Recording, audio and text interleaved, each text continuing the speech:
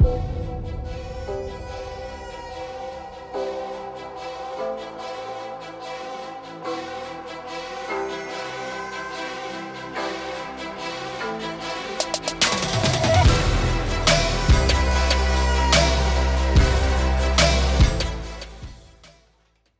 people, today ScorchedToys@anymoon.com is reviewing a rare bird.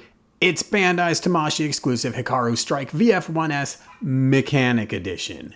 This toy could be purchased at the Tamashii Nations event in November 2023 or via a web lottery shipping in April 2024. After opening the standard brown Tamashii shipper, I was pleasantly surprised to find this toy packaged in a unique box, and it's fantastic with a nice clear window showing off what makes this a mechanic edition. And I got little finger quotes as I do that. Outside of the box is a sleeve that's got a hip retro vibe to it. Inside, you'll find not one, not two, but 3 trays of goodness. That first tray contains kind of the usual stuff. You got a pilot figure, you got your GU-11 gun pod and its strap. There's 3 pairs of fixed posed hands, the intake fan covers, 2 Gwalk antennae in case you accidentally lose one of those. There's 2 Batroid mode side cavity fillers, and a vertical stabilizer with 100 on it, which is new. On the first release, this tray also included the display stand, Batroid adapter, display stand arm, and a prying tool, but those have migrated to the second tray here, which also includes all the parts you need for the display stand. The third tray is where the strike parts are housed, and they come with the clear covers already installed and the optional standard covers if see-through isn't your thing. Conspicuously absent are the markings for the other team members that came packaged with the original movie version parts. Of course, if you have a regular release, those circles will still work here. And wrapping up the package, there's a full color instruction manual underneath it all. I'm not going to spend a whole lot of time on the underlying VF1. The big difference here, the only difference here, is the vertical stabilizer. Here's what the toy looks like. Here's how it looked on the original release. As you get the toy in the box, you can see here the original release has a nice symmetrical folded over look. But the way they accomplished that is by printing the wrong number on the vertical stabilizer. It's a 100. It's 001 down here, 001 on either side over here. It's not supposed to be 100. Lots of people brought that out, and Bandai was like, oh, but it looks so good, symmetrical. But eventually they conceded, and that's how we get this toy here, which comes with the 001 stabilizer on it. But if you were falling for Bandai's like, no, symmetrical's better, then you have the option with the other vertical stabilizer. Now, they accomplished this by changing this vertical stabilizer so it is now a peg into a slot in the backpack, so this pops free, but it fits very securely. You don't have to worry about ever unintentionally popping that thing free. Now you might have a little trick getting it in there, but there you go. So that's how that looks. We flip it around. It looks great over here. And one of the added benefits of having this mechanism be a little different is that it's a little thicker through here now. And as I transform the toy and I go to fold this over, there's really not much slop here anymore. Whereas on this toy, as I go to transform it and I fold this over, the vertical stabilizer can get pretty screwy. It's such a minor thing. It's just a handling nit, but it's nice on the newer toy that that's been replaced. Before we dive too far in, I did want to point out a build quality issue I had on my first release, and that's this landing gear over here doesn't lock in the forward position. It keeps kind of sliding back there. This side does a fine job. It's locked forward. You would think that on the reissue that would not be a problem. Here's my reissue. Same exact thing. The same landing gear just does not lock in the forward position while being nice and stiff on the other side. Let's start with what's really cool about the Mechanic Edition, besides the fact that there are mechanic parts, because, you know, that's arguable. It should have been there in the first place. But anyway, the clear parts on the Bandai DX are very clear. You can see right through to that sweet mechanical detail within, and we'll be taking these off and looking at that more in just a moment. But That's all very good. If I take Yamato's 148 version and we put it side by side, you can see they have that sandblasted texture to their clear parts, which makes everything very opaque. You can't see that detail nearly as well on the Yamato 148. And the same thing is true with the Yamato 160 V2. If you look inside there, it is not quite as clear. It makes everything a little cloudy. Some people are gonna love the fact that that happened. Other people will really appreciate that the DX gives you much more of a clear window to that detail they've provided within. Continuing to the leg armors, we see that same thing in effect again. We have this clear Bandai DX part here. You can very easily see everything within. Then we have the allegedly clear part on the Yamato 148. It's a little cloudier. You can't see that detail nearly as readily. The Yamato 160 V2, again, a little cloudier. The fact that they went with a gold color, I really like over here. It makes it shine that much more through those covers, and it just gives it some good visual pop. So high marks for Bandai for making their clear parts as clear as they did. Have you ever removed the covers from a Yamato toy? Then you'll know how to do it for the Bandai DX toy as well. You just give a little tug there. These ones are gonna start on the side with the booster, a little pop-up, little tabs here. And now, we were talking earlier about how opaque they are. Here's Yamato versus Bandai again. You can see Bandai nice and clear. And then we have here the V2, still a little more opaque there. So Bandai, points for clearness and clarity. And then we get to the details itself, and they are beautifully done. There are different color paint apps and all of the mechanical detail. One of the big differences between Yamato's interpretation and Bandai's, and Yamato has these individual missiles here. They were kind of frustrating. They would pop out like that one just did. And Bandai has given us two individual missiles up front, and then these cylinders that feed missiles to the front, which is line art accurate. So little difference, and props to Bandai there.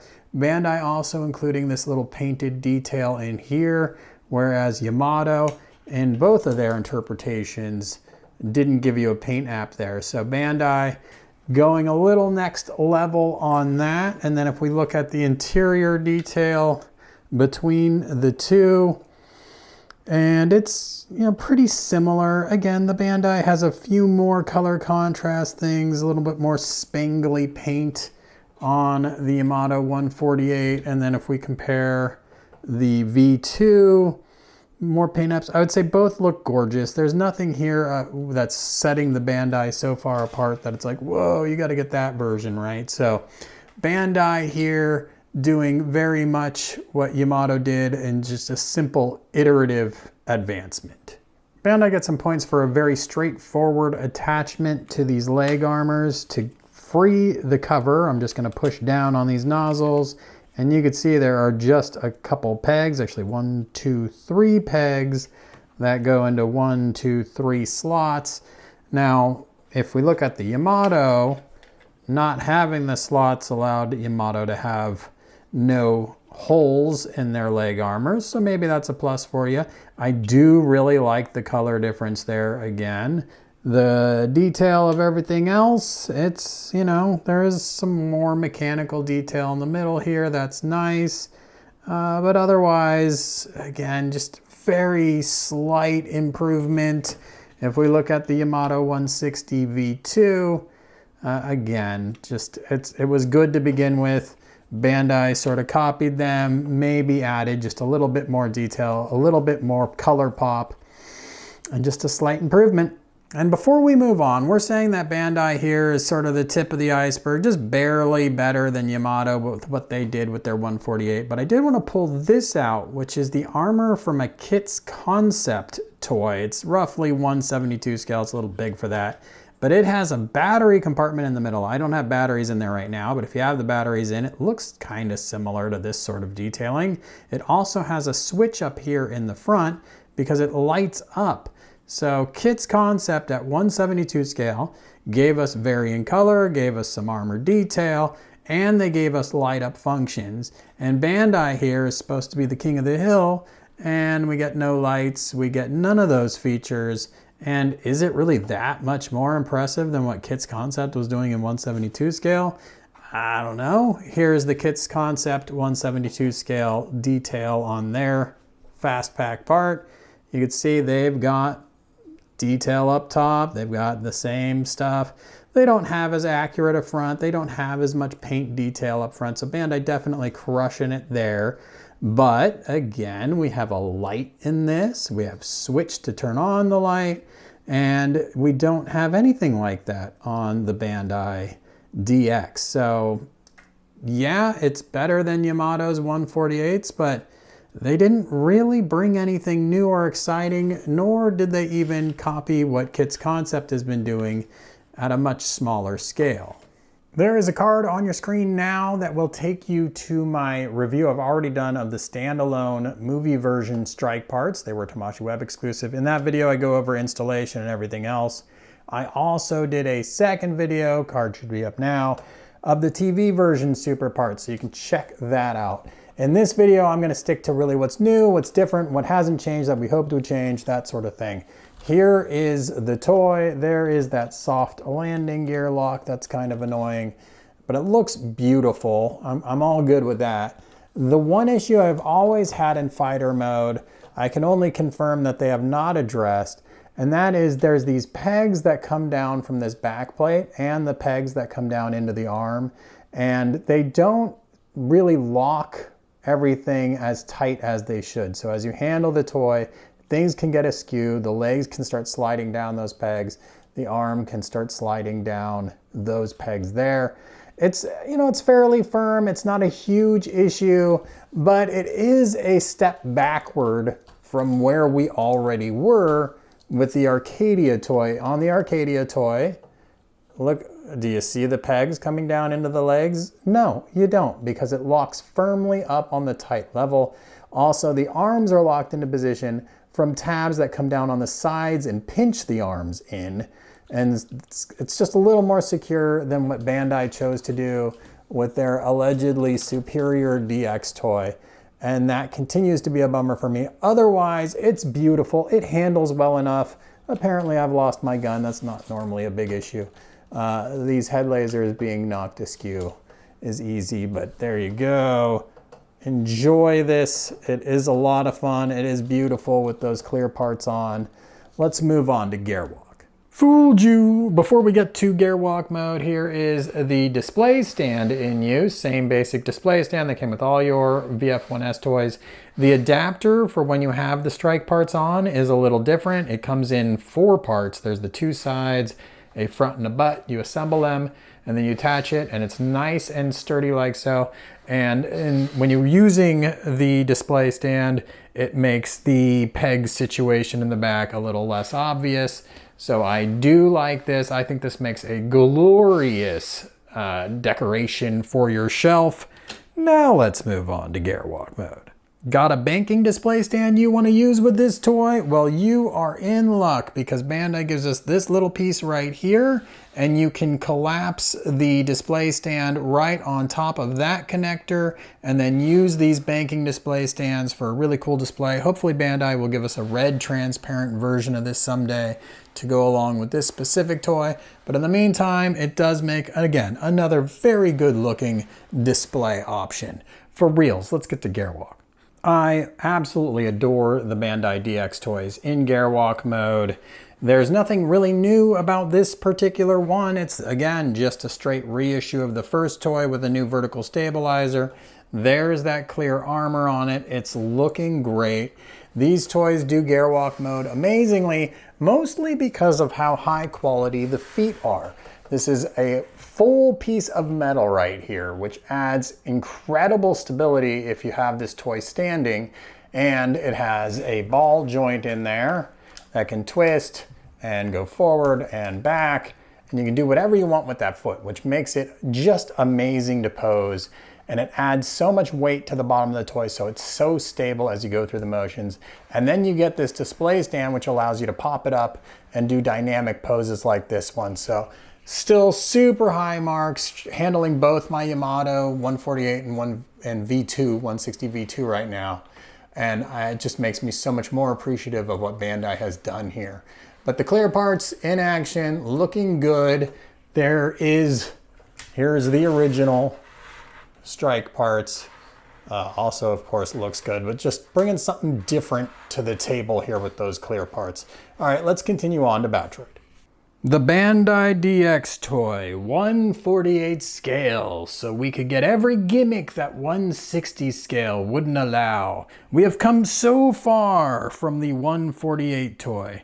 But have we really? I mean, yes, do watch my individual review. This is a great toy. It's got these cavity covers that are built in. It's got a metal swing bar that detaches that I'm honestly not that big a fan of. It's got a level of manufacturing tolerances and firmness and elegance as you handle it that the Yamato couldn't approach. But it always comes up just a little short of where it ought to. And a perfect example of that is that we now have a clear cover accessory mechanic edition that gives us all of the exact same clear parts that Yamato did 20 plus years ago. It doesn't give us clear parts here. It doesn't give us clear parts here. It doesn't really do anything that Yamato didn't already do. It just improves upon what Yamato was doing. Now, the toy itself does definitely have some improvements over Yamato from a design standpoint. It's just such a letdown that on accessories like this, they didn't go the extra mile. But what about them vertical stabilizers? Again, this new toy comes with both in case this was a big issue for you. And you can kind of see this when you've got the strike parts on, but it's easier without. There is that horrible, just awful looking, non-symmetrical version of the stabilizers on the back of the toy there. 100,001 when it's like this. Oh my God, how can anyone live with themselves? And on the original release, and this is what Bandai said they were going for all along. Look at that, we got zeros. We got, I guess, well, 100s on both sides from this angle. So, yay. Really hard to believe that Bandai is sticking to their guns this much and saying like, nah, it's worth it for that reason, because clearly it's not. But that's really it, folks. You get some clear parts. They're basically the same parts with some more detail on the inside. You get a new vertical stabilizer, and you get the same toy you already had if you bought the first release. So there's that. If you found this informative, please give me a thumbs up, leave a comment, and subscribe. And as always, everybody, thanks for checking this video out. See you next time.